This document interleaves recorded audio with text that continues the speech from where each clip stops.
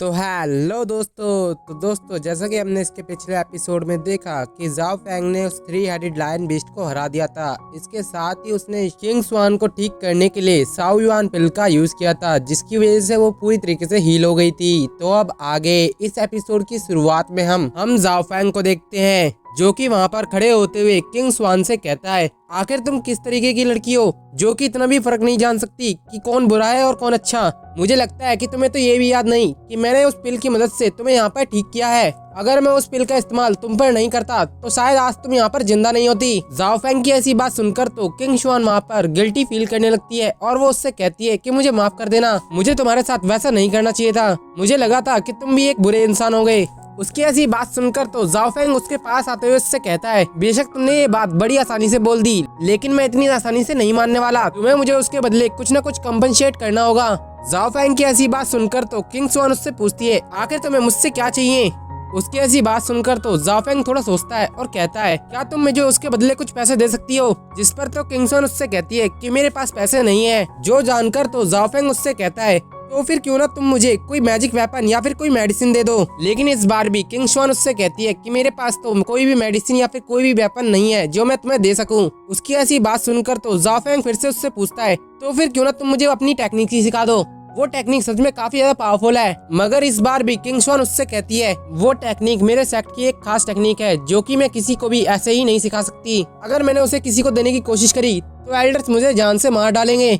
उसकी ऐसी बात सुनकर तो जाओ फैंग और भी परेशान हो जाता है और वो कहता है, तो फिर भला तुम मुझे दे ही क्या सकती हो जब तुम्हारे पास पैसे भी नहीं है, ना टेक्निक है, ना ही मेडिसिन है। वो ये सब कुछ वहाँ पर कह ही रहा था कि तभी उसके दिमाग में एक आइडिया आता है और इसके बाद वो उसके पास जाते हुए उससे कहता है, मैं तुम्हें अपनी वाइफ बनाना चाहता हूँ। जाओ फैंग की ऐसी बात सुनकर तो किंग स्वान भी एकदम हैरान हो जाती है और वो उससे दोबारा से पूछती है कि क्या कहा तुमने अभी, तुम मुझे अपनी यहाँ पर वाइफ बनाना चाहते हो। वहीं जाओ फैंग को तो किंग स्वान की बातों से ऐसा लग रहा था कि वो जाओ फैंग को अपने लिए काबिल नहीं समझती, इसलिए जाओ फैंग वहाँ पर अपनी तारीफों की पुल बांधने लगता है और वहाँ पर उससे कहता है कि मेरा नाम जाओ फैंग है और मैं जाओ फैमिली का एक यंग मास्टर हूँ। इसके साथ ही मैं इस यीशुई सिटी का लेटेस्ट सुपर जीनियस हूँ। लेकिन मेरा ये सफर यहाँ पर खत्म नहीं होने वाला, क्योंकि मैं इस पूरे के पूरे कॉन्टिनेंट का सुपर जीनियस बन के दिखाऊंगा, जो कि ऐसा जीनियस होगा जो आज तक की हिस्ट्री में कभी भी पैदा नहीं हुआ होगा। इसके साथ ही वो उसे वहाँ पर कहता है कि देखो, मैं दिखने में भी काफी ज्यादा हैंडसम हूँ, साथ ही साथ मेरे अंदर काफी ज्यादा एक्स्ट्राऑर्डिनरी पावर्स भी है। तो वहीं दूसरी तरफ तुम भी एकदम खूबसूरती के भला हो, तुम्हारे अंदर इंटेलिजेंट है, काइंड हार्ट है। मुझे तो लगता है कि हेवंस ने हम दोनों को ही एक साथ मिलवाया है ताकि वो हम दोनों को एक कर सके। उसकी ऐसी बात सुनकर तो किंग स्वान वहाँ पर हंस जाती है, जो देखकर जाओ फैंग उससे पूछता है कि आखिर तुम हंस क्यों रही हो, मैंने यहाँ पर सीरियसली तुमसे कन्फेस किया है। जो सुनकर तो किंग स्वान उसे जवाब देती है कि दरअसल मेरा ऐसा कोई इंटेंशन नहीं था, मैं तो बस उस बात को सोच रही थी कि तुमने कैसे मेरी जान बचाई और इसके लिए मैं तुम्हारा दिल से शुक्रिया अदा करती हूँ। जिसके बाद तो वो उसको अपना इंट्रोडक्शन देती है और फिर उसे बताती है कि मेरा नाम मू किंग स्वान है। इसके साथ ही उसने वहाँ पर अपनी फ्लाइंग स्वॉर्ड को भी निकाल लिया था, जिसके ऊपर चढ़कर वो एक बार पीछे मुड़कर जाओ फैंग को देखती है। इसके साथ ही वो उससे कहती है कि जाओ फैंग, अगर किस्मत में मिलना हुआ तो हमारी मुलाकात दोबारा होगी।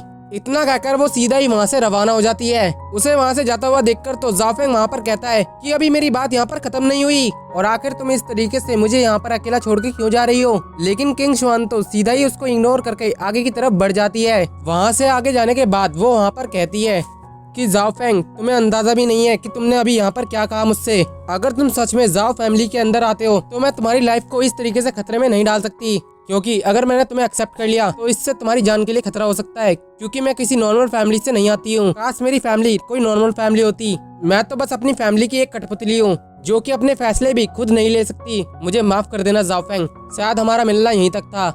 उसके इसी लाइन के साथ वो वहाँ से अपने सेक्ट की तरफ रवाना हो जाती है। तो वहीं दूसरी तरफ हम जाओ फैंग को देखते हैं, जो कि उसे जाते हुए देखकर वहाँ पर काफी उदास हो गया था और वो वहाँ पर कहता है कि तुमने तो यहाँ पर मेरे लिए कोई भी इन्फॉर्मेशन नहीं छोड़ी, आखिर मैं तुम्हारा पता यहाँ पर कैसे लगा पाऊंगा।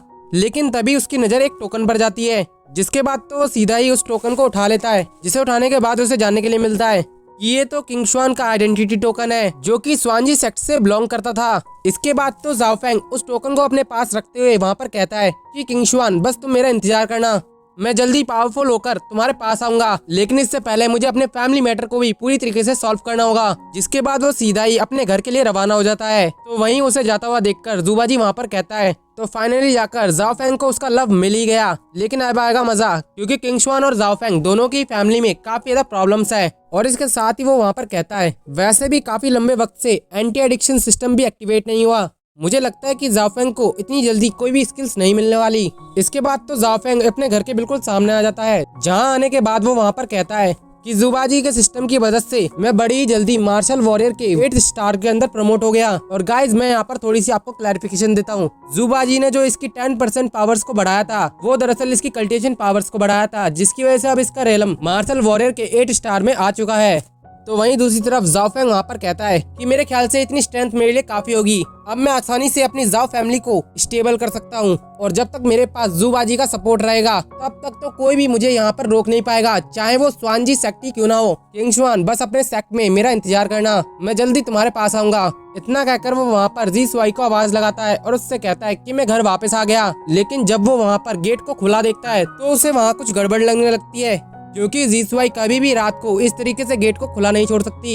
इसके बाद तो वो बड़ी सावधानी से अंदर की तरफ जाने लगता है, जहाँ पर कुछ वॉरियर पहले ही जियाओ फैंग का इंतजार कर रहे थे। इसके बाद वो तीनों ही बाहर आकर जियाओ फैंग पे हमला कर देते हैं, लेकिन जियाओ फैंग भी पीछे नहीं हटता। वो लगातार ही उनका सामना करने लगता है, जहाँ वो बड़ी आसानी से उन सभी को हरा रहा था, क्योंकि उसकी स्ट्रेंथ अभी काफी ज्यादा थी। जिसके बाद वो तीनों ही एक साथ खड़े हो जाते हैं और जियाओ फैंग से कहते हैं कि फाइनली तुम यहाँ पर वापस आ गए, न जाने हम तुम्हारा यहाँ पर कितनी ही देर से इंतजार कर रहे थे। जिसके बाद तो उनमें से दूसरा बंदा वहाँ पर कहता है कि आज तो तुम यहाँ पर मर के ही रहोगे। लेकिन उनकी ऐसी बात से तो जियाओ फैंग को कुछ भी फर्क नहीं पड़ता। उल्टा वो उनसे कहता है आखिर जी सुआई कहाँ है, तुम लोगों ने जी सुआई को कहाँ पर छुपा कर रखा है। उसकी ऐसी बात सुनकर तो वो बीच वाला बंदा हंसते हुए उसे जवाब देता है कि तुम्हें क्या लगता है कि हम तुम्हें ऐसे ही उसके बारे में बता देंगे, हम तुम्हें ये कभी भी नहीं बताने वाले। ये मास्टर जाओ जुआन ने जी सुआई को सिटी लॉर्ड के घर ले गए हैं, ताकि वो जी सुआई को सिटी लॉर्ड के बेटे के हवाले कर सके। उसको इस तरीके से बात करता हुआ देखकर तो उसका ही साथी उससे कहता है कि बॉस आपने तो यहाँ पर सब कुछ बता दिया। उसकी ऐसी बात सुनकर तो उस बंदे का भी वहाँ पर पोपट हो जाता है, और वो कहता है अगर इसको ये बात बता भी चल गई तब भी इसका कोई भी फायदा नहीं है, क्योंकि आज तो ये यहाँ पर मर के ही रहेगा। इसके साथ ही उन तीनों ने उसको तीनों तरफ से घेर लिया था, लेकिन जाओ फैंग को तो इससे कोई भी फर्क नहीं पड़ता। उल्टा वो उनसे कहता है तुम अगर मुझ पर अटैक करते तो चलता, लेकिन जी सुआई को चोट पहुंचाकर तुमने बिल्कुल भी अच्छा नहीं किया। इस दुनिया में बस वही एक ऐसा इंसान था जो कि मेरे लिए काफी ज्यादा सिंसियर था। उसे तो वहाँ पर उन लोगों पर काफी गुस्सा आ रहा था। जिसके बाद तो वो लगातार ही उन लोगों से फाइट करने लगता है, जहाँ इस बार तो जाओ फैंग का गुस्सा काफी चरम पर था। इस वजह से कोई भी उसका सामना नहीं कर पाता। वहीं जाओ फैंग लगातार ही उन पर अटैक कर रहा था। वो किसी को भी एक पल के लिए फ्री नहीं छोड़ता। साथ ही साथ उसने तो उनके बॉस को भी हवा में उड़ा दिया था, जिस वजह से तो उनका बॉस वहाँ पर कहने लगा था कि आखिर इस जाओ फैंग के पास इतनी पावर कैसे आ गई। कुछ समय पहले तक तो ये एक नंबर का ट्रैश हुआ करता था, लेकिन जाओ फैंग तो उसको यहाँ पर भी नहीं छोड़ने वाला था। जिसके बाद तो उसने अपनी सारी की सारी स्पिरिचुअल पावर से उस पर एक अटैक कर दिया था, और उसके इस अटैक की वजह से वो कल्टीवेटर वहीं पर मारा जाता है, जिसकी वजह से वो कल्टीवेटर की जितनी भी एनर्जी थी वो जाओ फैंग के अंदर एब्जॉर्ब होने लगती है, जिससे उसको वहाँ पर 3000 मेरिट पॉइंट्स मिलते हैं। इसके साथ ही जुबाजी वहाँ आकर उससे बताता है कि तुमने यहाँ लगातार ही काफी सारे मिशंस को एक साथ पूरा किया है। पहले तो तुमने जाओ फैमिली वाले मिशन को थोड़ा सा आगे बढ़ाया, इसके साथ ही इन 3 बंदों को हराकर तुमने यहाँ पर एक स्पिरिट हैंड टेक्निक को हासिल कर लिया है। इतना कहकर वो उसके सामने वही स्किल की बुक लेकर आता है। जिसके बाद तो जाओ फैंग बिना वक्त गवाए तुरंत ही उन स्पिरिट हैंड को समन कर लेता है, जो कि वहाँ पर जाओ फैंग के दोनों हाथ में समन हो गए थे। इसके बाद जाओ फैंग उन जाइंट स्पिरिट हैंड्स की मदद से वहाँ पर ट्रेनिंग करने लगता है, ताकि वो उसको परफेक्ट कर सके। वहीं वो उन स्पिरिट हैंड की मदद से एक लॉन्ग कॉम्बैट्स के अंदर भी फाइट कर सकता था। साथ ही उसके जाइंट स्पिरिट हैंड उसके पास वापस भी आ सकते थे। उसकी कुछ देर की मेहनत के बाद उसने काफी आसानी से उस टेक्निक को मास्टर कर लिया था। जिसके बाद वो वहाँ पर कहता है कि जी सुआई मैं जल्दी तुम्हारे पास आ रहा हूँ, बस तुम मेरा इंतजार करना। इसके बाद वो सीधा ही सिटी लॉर्ड के मेंशन की तरफ निकल जाता है। इसके बाद सीन शिफ्ट होता है और हम सिटी लॉर्ड के मेंशन का सीन देखते हैं, जहाँ पर जाओ जुआन सिटी लॉर्ड के सन को कमरे में लाते हुए उससे कहता है कि यंग मास्टर, आपके फादर ने जो हमारी फैमिली के साथ इतनी बड़ी अलायंस करी है उसके लिए मैं आपका बहुत बहुत शुक्रगुजार हूँ। इसलिए मैंने आपके लिए एक सरप्राइज को प्रिपेयर किया है। मुझे उम्मीद है कि मेरा ये सरप्राइज आपको बहुत ज्यादा पसंद आएगा। उसकी ऐसी बात सुनकर तो सिटी लॉर्ड का सन उससे पूछता है, आखिर किस तरीके का सरप्राइज, जरा मैं भी तो देखूं। जो सुनकर तो जाओ जुआन भी बिल्कुल ऐसे ही करता है। वो तुरंत ही उस पर्दे को हटा देता है जिसके अंदर कोई और नहीं बल्कि जीसुआई बैठी हुई थी, लेकिन जाओ जुआन के बच्चे ने उसे पूरी तरीके से बांध रखा था।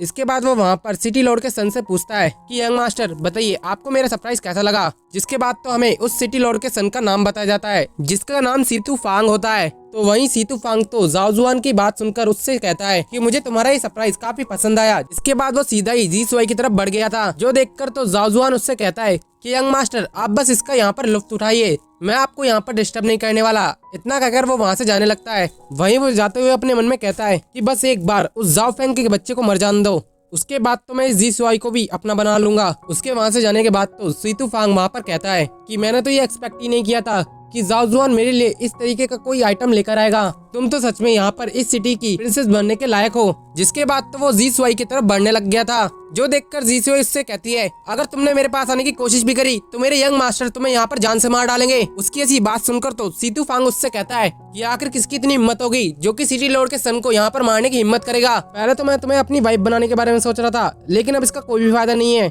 मुझे तो बस तुम्हारे साथ आज की रात खेलना है, क्योंकि उसके बाद तो तुम एक बेकार खिलौना बन जाओगी। इसके बाद तो वो उसे जगह जगह टच भी करने लगा था, जिस वजह से तो जीसुआई वहाँ पर डर जाती है और वहाँ पर तेजी से चिल्लाती है कि हेल्प मी, कोई मुझे बचाओ। उसकी ऐसी आवाज सुनकर तो सीतू फांग को वहाँ पर खुशी हो रही थी। वो वहाँ पर कह रहा था कि चिल्लाओ चिल्लाओ, जितना चिल्लाना उतना चिल्लाओ, यहाँ पर तुम्हारी हेल्प के लिए कोई भी नहीं आने वाला।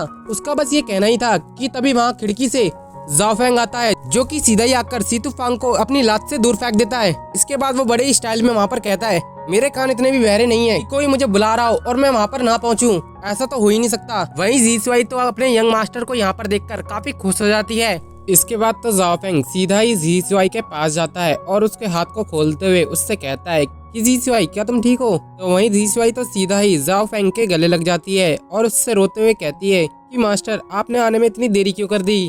पता है मुझे यहाँ पर बहुत ज्यादा डर लग रहा था, मुझे तो लग रहा था कि आज तो मेरा यहाँ से बच के निकल पाना मुश्किल है। उसको इस तरीके से पैनिक करता हुआ देखकर तो जाओ फेंग उसे संभालता है और उससे कहता है कि तुम्हें चिंता करने की कोई जरूरत नहीं है, तुम्हारा मास्टर यहाँ पर आ चुका है। तो वहीं दूसरी तरफ सीतू फांग तो काफी गुस्सा हो गया था।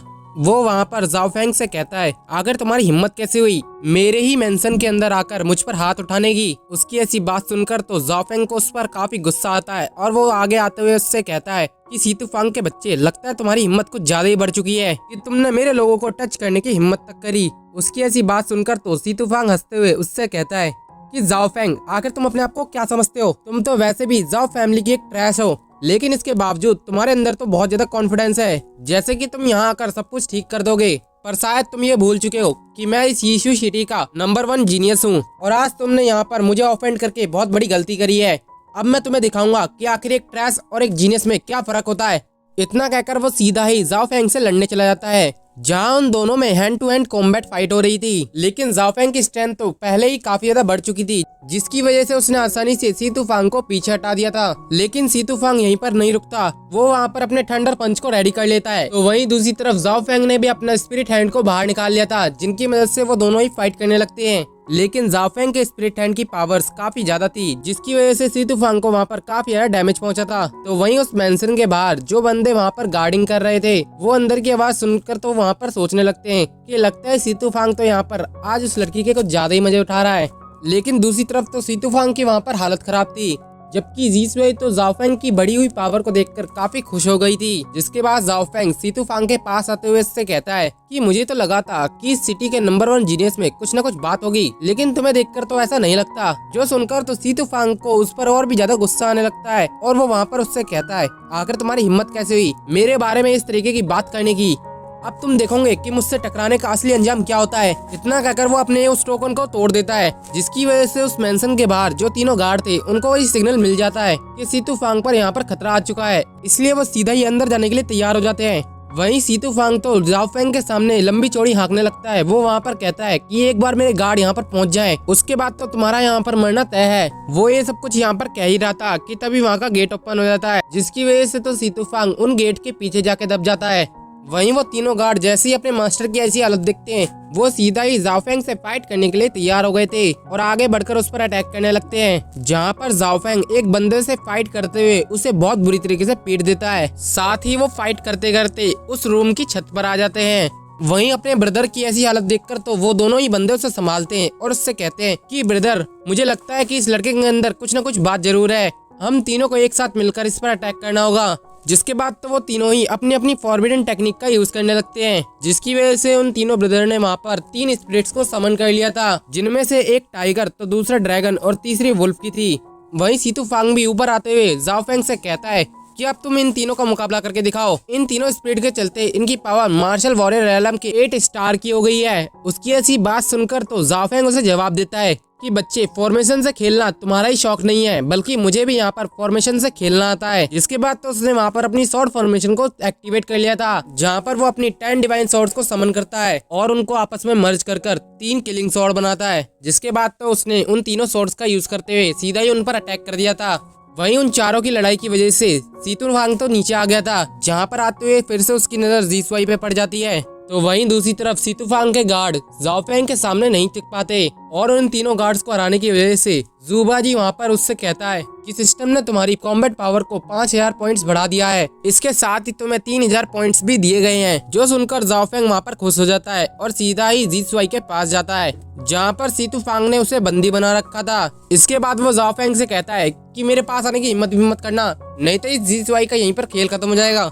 जिस वजह से तो जाओफेंग भी वहाँ पर परेशान हो गया था, लेकिन तब तक जीसुआई भी अपनी चालाकी दिखाते हुए सीधा ही उस पर अटैक कर देती है और उसके चंगुल से आजाद हो जाती है। मगर जाओफेंग तो जीसुआई की ऐसी हरकत देख के काफी हैरान हो गया था, क्योंकि उसने सीतू फांग के दोनों अखरोट तोड़ दिए थे। जिस वजह से वो वहाँ पर सोचने लगता है कि इस लड़की के करीब जाने से पहले मुझे भी 10 बार सोचना पड़ेगा, कहीं ये मेरे साथ भी ऐसी हरकत न कर दे। वहीं सीतू फांग तो वहाँ पर जाओफेंग से रहम की भीख मांगने लगता है, लेकिन जाओफेंग तो उसकी एक भी बात सुनने को तैयार नहीं था। वो वहाँ पर कहता है कि तुम जैसे बंदे को तो छोड़ना बिल्कुल अपनी मौत को दावत देने जैसा है, इसलिए आज मैं तुम्हारा यहीं पर चैप्टर खत्म कर देता हूँ। जिस वजह से तो सीतू फांग वहाँ पर काफी डर जाता है और इसी डर के चक्कर में वो वहाँ पर जाओफेंग से बताता है कि मुझे पता है कि तुम्हारे ग्रैंडफादर कहाँ पर कैद है।